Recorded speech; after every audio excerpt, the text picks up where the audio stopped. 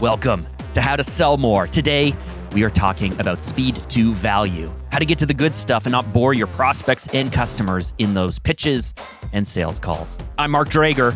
Let's get into it. Do you remember what life was like before the pandemic?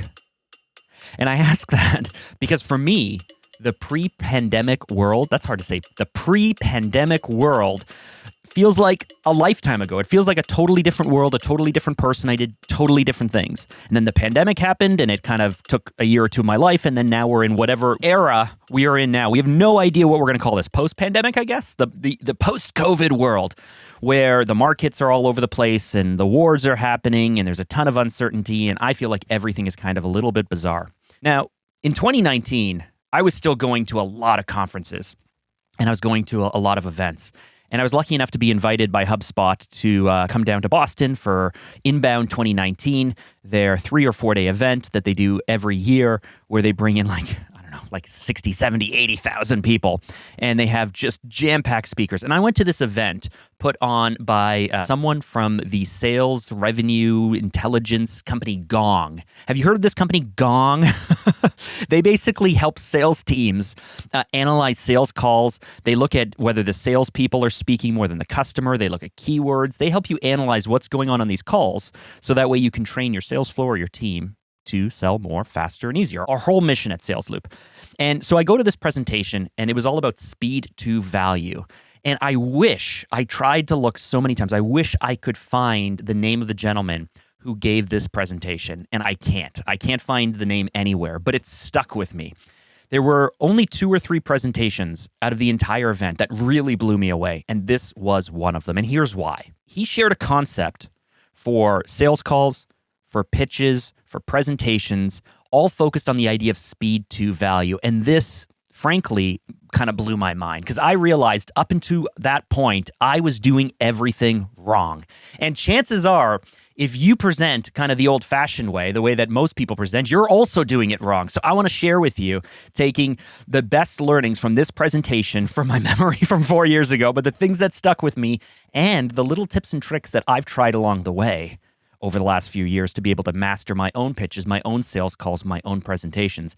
I want to share that with you. So that's what we're going to dig into in this episode. Okay, so this concept of speed to value is really very, very simple. How fast can we get to the most valuable things possible for the people we're presenting to, pitching to, or selling to? How fast can we get to the good stuff without having to do all of the context and all of the backstory and everything else? Because here's what most of us do today. Here's what I did up until I heard this presentation. Here's what most people do. We want to tell a story, and we want to explain our logic, and we want to explain our thinking and how we got there and everything like that. But here's the problem. Most smart senior executives, most clients, most people who are really sharp are a little bit impatient. They aren't really interested in all of the little details about things because, frankly, you might be geeking out about stuff that they frankly don't care about. And they might be too polite to just say, listen, just get to the good stuff. Now, here's the problem. Do you know what the good stuff is to them?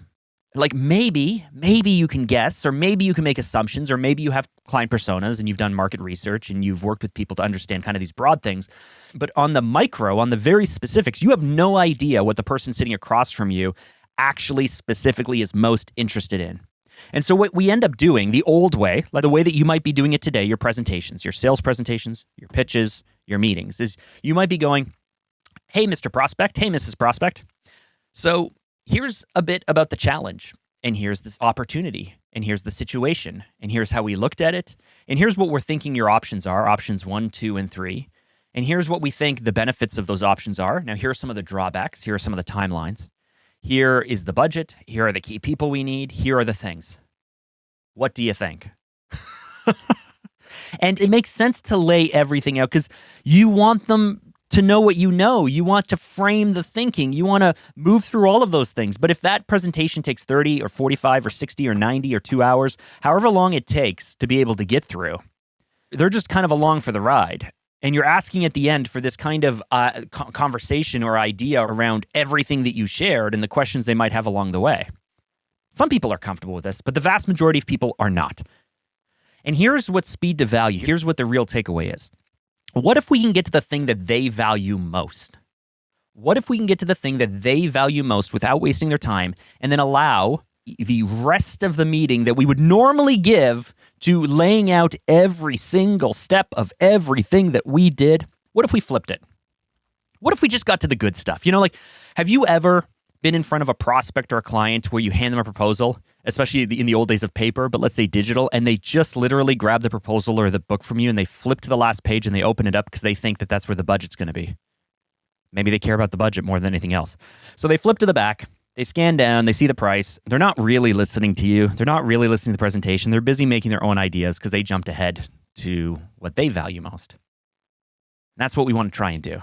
So let's imagine if we flip this entire situation, this entire scenario. Speed to value in a sales call, in a pitch, or in a prospect says, how can we get to the good stuff right away? And so we don't quite know what's the most important thing for the client. So here's what we're going to do. We're going to get to the end first. We're going to sit down in front of a prospect and we're going to go, here is what we've done. We've done A, B, C, D, E, F, G for you. I'm not going to go through all of those details because frankly, you may not be interested in it. But here's what we're going to do. Here's the proposal. And then you literally hit them with the end of the presentation. So you have three options, option A, option B, option C. I can go into details as to the pros and cons of each. I can explain the rationale that led us to this point. We can break into the market research or the data or whatever reasons we use to arrive at this, the people we spoke to, whatever it might be in this presentation. But the gist of it is you have three options ahead of you. We recommend 2 for these reasons, like option 2 for this reason, and here's the budget.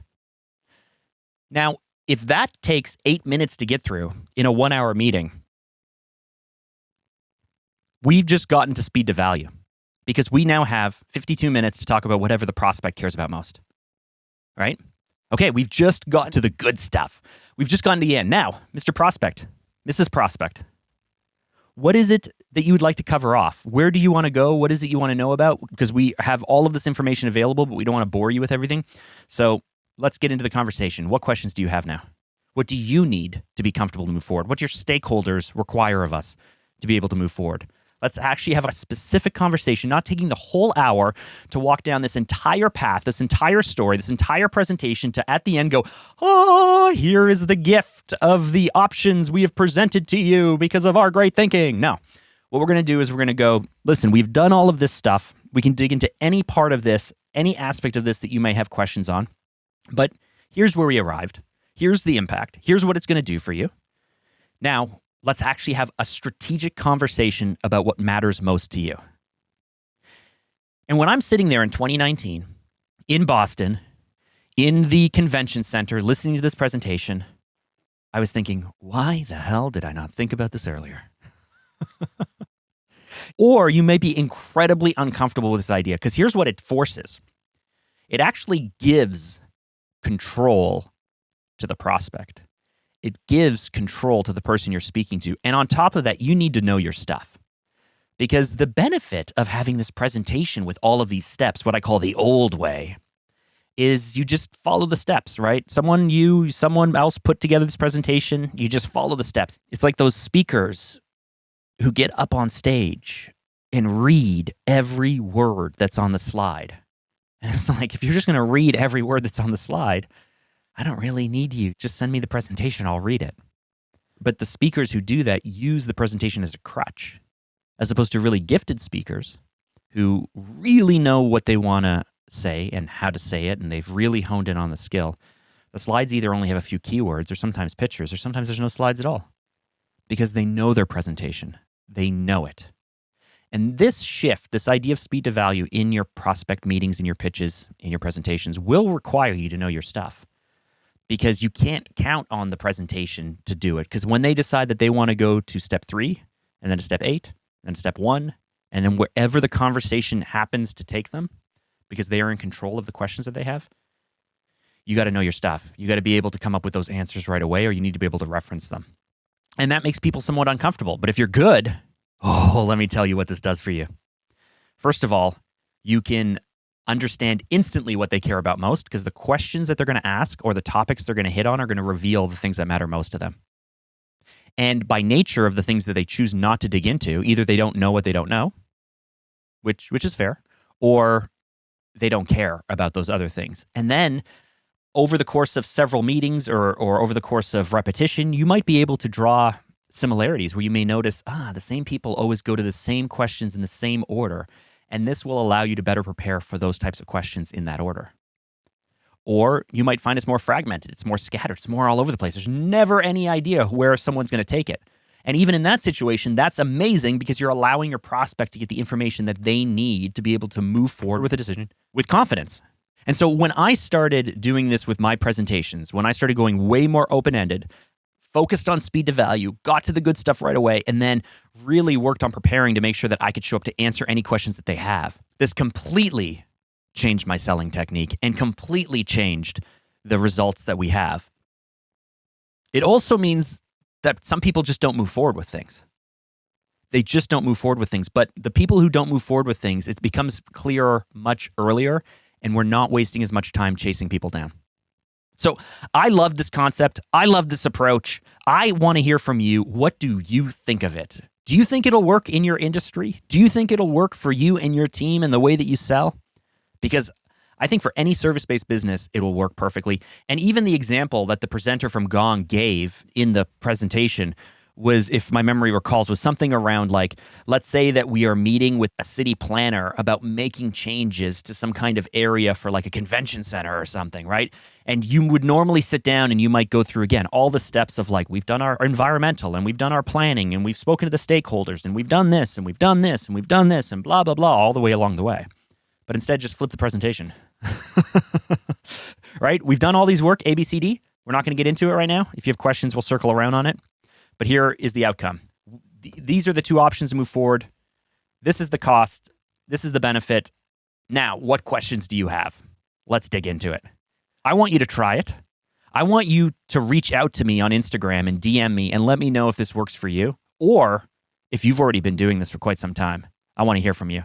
Head over to Instagram. Our handle is @SalesLoopBrand. Drop me a DM, and I will give you a voice note back to let you know that it's really me. And with that, let's wrap up this episode by hitting the 3-point roundup. Number 1, giving presentations in a super linear way can work if you're giving a TED Talk or if you're writing a book. But frankly, if you're trying to sell someone, influence them, or to get them to move forward on making a decision, it's better to allow them to be in the driver's seat, so just get to the good stuff right away. Number 2, this approach requires a lot more preparation on your side because you can't use the presentation as a crutch. You have to know your stuff. But if you know your stuff and you prepare accordingly, you are going to come out so much further ahead. And number 3, once you start using this approach, I think you'll find that you can use it in all areas of communications, marketing, advertising, and sales. But I think you'll never go back to the old way again. Let me know what you think. I want to thank you for listening in. Again, you can follow us on Instagram @SalesLoopBrand. Why not give us a follow? And if you've made it this deep into the show, I really think you should subscribe. Why? Well, every week we share tactics, tips, and strategies just like these to help you boost your sales and grow your revenue. With that, we're going to wrap up this episode. I'm Mark Drager. We'll catch you in the next one.